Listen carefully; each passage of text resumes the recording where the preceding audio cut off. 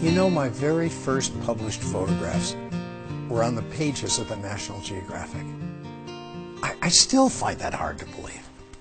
I mean, it was crazy, but that's what happened. I was 26 years old, and Bob Gilka, the head of photography at the Geographic, called me back to their headquarters in Washington, D.C. to give me my marching orders. And I remember standing in the lobby of what they call Explorers Hall, and I was looking at giant globes and dog sleds and submersibles and flags planted on Everest and surrounded by the most beautiful photographs I'd ever seen in my life. How was I going to prove that I was worthy of working here? And then I was taken upstairs and into Bob's office.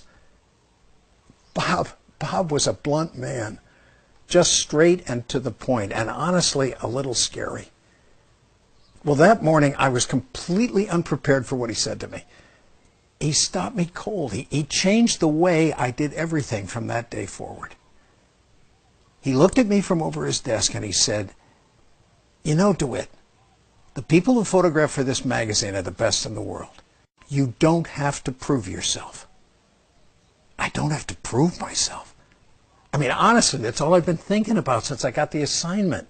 You don't have to prove yourself, he continued.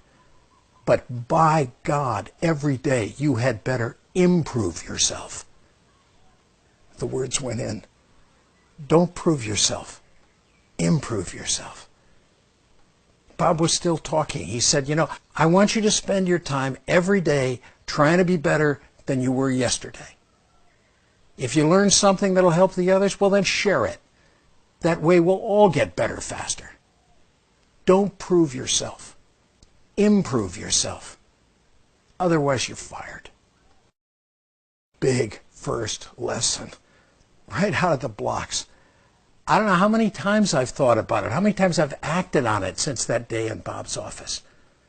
Don't prove yourself, improve yourself. And you know, living that lesson, I've come to see that life really is a lot more about cooperation than it is about competition. It wasn't proving myself or taking others down that allowed me to succeed. It was simply, consciously, continuously improving myself, refining my skills, honing my wisdom, focusing my vision. Ultimately, the only person I was trying to surpass was me. Don't prove. Improve.